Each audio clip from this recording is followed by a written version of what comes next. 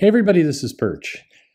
Does selling fewer comics mean that DC is about to exit out of the floppies market? I did a video on this yesterday, and it got a bunch of views and asked a lot of questions, and I realized I talked more generically about DC getting rid of comics completely and kind of the state of their business and how really, when we think about DC, we should think of them as AT&T more than DC because they are an entity. They're a part of AT&T now, and so they're going to act and behave in alignment with that corporation. And that's not a bad thing. It's a different thing. I say it, and by the way, different to you may be bad. It's just these things on the surface are not good or bad. They're just different, and how they roll out, what strategies they take, that's where it's going to depend on you. But the other more specific argument is that I guess, here's where I don't know. In the comments, a lot of people said, well, Richard Meyer and EVS have both been saying that DC is going to stop producing comics in June or July of this year, stop producing monthly floppies. Now, I don't know if that's exactly true, meaning I don't know if that's their point of view or not. I've heard some kind of convoluted pieces around this. I've heard a lot of people saying what they're saying. I made an attempt to go kind of listen, but I admit I can't pull out what the premise is. But here's my suspicion of what is actually being said or what actually is going to happen. Actually, let me pause here for a moment. I don't like playing the game of what is somebody actually thinking. I don't like it when it's played against me. I don't like to play it against other people. I have people, and one of the people that I wound up kicking from the channel, which is extremely rare. I can count it on one hand the amount of people who are not those weird I need a boyfriend Russian bots or whatever the hell those are. And the big reason is the person just basically started with this premise of you are a white supremacist bigot, defend yourself. And that's not any kind of debate. The person's like, you say you always want to debate me. That's not a debate. If you run in and you call somebody a horrible thing and then you say, prove that I'm wrong, that's not a debate. That's called slander. Okay, so nobody knows what's in the heart and mind of anyone else. Only you know. Only you know what's in your mind. And so I don't like these games where people want to tell you what you think, whether people want to tell me what I think. Well, I know you're saying this, but what you actually mean is this. It's like, bitch, you're not in my head. Sorry. It's just, it gets very, very frustrating. And I understand we're all going to make our choices and judgments and everything else. And we try and ascertain from the clues that people get off what they're really thinking and all the rest. But at the end of the day, it's exhausting. I do put that effort toward people I really care about to try and understand. Like my wife, I try and understand what she's thinking, what she's not telling me, and how to kind of, it's with my children. I try and figure out that. For random people on the internet, I don't want to take the energy, to be honest. So I say all this because I don't know what the point is. When some people say the comic industry is dying or it's imploding or it's coming to an end, they don't actually mean end. They mean changing, maybe changing severely.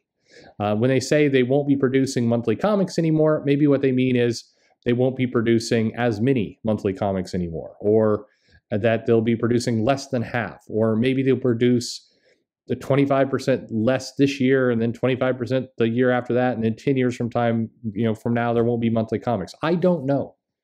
And I'm not going to try and guess at it because they can talk for themselves. They can make up their own point. I will tell you from my perspective, DC Comics is not going to zero monthly floppies this summer. They're not going to do that. And there's lots of reasons. Now, some might say, well, maybe they could. Yeah, never say never. Anything is possible, but think about this like Vegas odds. Like you're reading the odds and you're trying to figure out what's the most likely thing that's going to happen. DC announced yesterday that they've got a new monthly ongoing series with this Yana Flor character. It's expected that in the next week or so that they're going to announce 2 more regular ongoing monthly comics starting in March and April. I know a couple people at DC, 3 different people, who have series that have been committed to that will start in the summer. Series being monthly comics.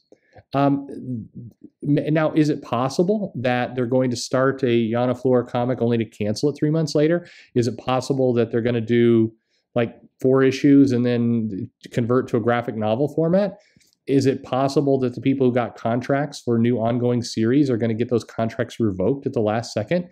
Sure, it's possible, certainly, that a company can break contracts, but it's not likely. And it doesn't add up to the strategy. And unfortunately, you have to really struggle to figure out why that would make any sense for anyone.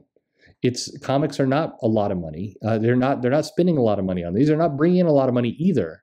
And so to do things that are going to break contracts, create very strange market shifts that will lead to bad press. I mean, and you might say, bad press, nobody cares about comics.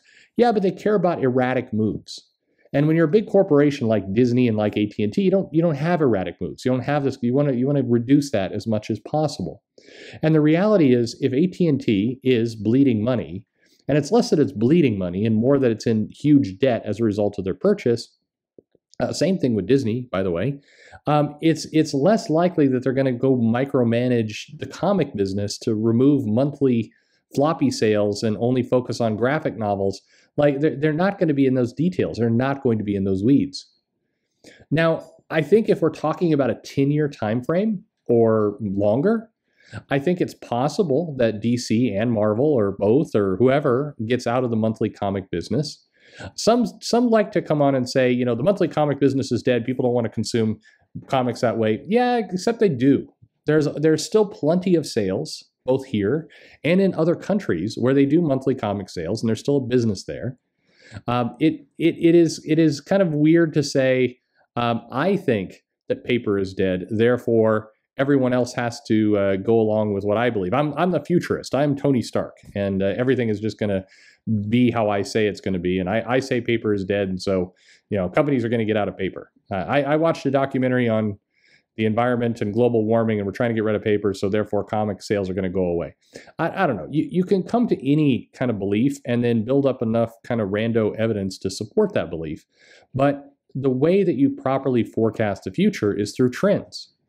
And the trends show us that monthly comic sales are still a thing. They're not going to vanish overnight. And, it's kind of weird to just say this is all going to end in, 7 months. It's not going to happen. Now, again, I don't think this is exactly what those people are saying. And I'm not going to get into ticky-tacky little nuance of well, you said this, but you meant this, and this is the word of it's not worth the energy. I do think absolutely that DC are going to be producing fewer comics, 100%. That is clear at this point. And here's the weird thing. If you go back in time 3 years ago to Comics Pro, and actually even 2 years ago at Comics Pro, and I remember I commented on this, there were a lot of cries from retailers to Marvel and DC to reduce their monthly output, that they were putting out too much. They were clogging the market, and they would rather focus on quality rather than quantity. Now, I don't think that DC suddenly woke up one day and said, you know what, it's time we started listening to retailers. Let's focus on that quality and reduce our line. I don't think that's what's happening at all. I think by nature, they're looking at a cost return. Jim Lee said it himself, a third of the books are not profitable right now, and they're cutting. I think this is not stupid. If I was in charge of these companies, I'd be cutting too. They produce way the hell too many books. But the other thing, and the thing that I did mention yesterday that reinforces all this, is the comic business is changing. It is not going to be 5 years from now what it was 5 years ago. It is going through a change. And for some, that change is going to be extremely painful and traumatic, and it's going to feel like the world is ending, and it's going to feel like the comic industry is dying. It's absolutely going to feel that way. But for others, they will find new ways to make money. They'll find new avenues. They'll find new systems, and life will go on.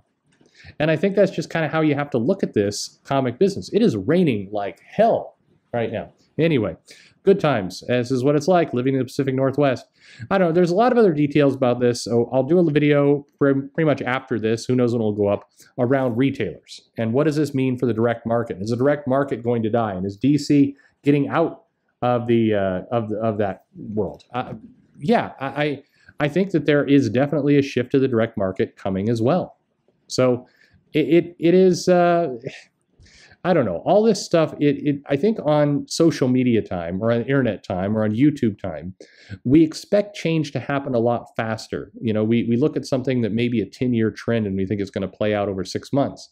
And granted, this has been a weird year and it's a weird time for the business, but it's the safest gambling odds that you can take. If you just want to be a futurist, is that things are going to move slower than you think. That has decades and decades of history behind it. Does that mean that there's never sudden change? No, of course not. But odds are there isn't. Anyway, let me know your thoughts in the comments below. Like, subscribe, click the bell for notifications. I give up. I don't know. I say these things and then I get mail saying, hey, why are you supporting the EBS and Meyer? They're hateful, awful people. Don't support them. And then I get other comments that say, hey, why are you arguing with EBS and Meyer? You shouldn't be arguing. Oh, they know more than you do. And it's like, Jesus Christ, people. Thanks for listening.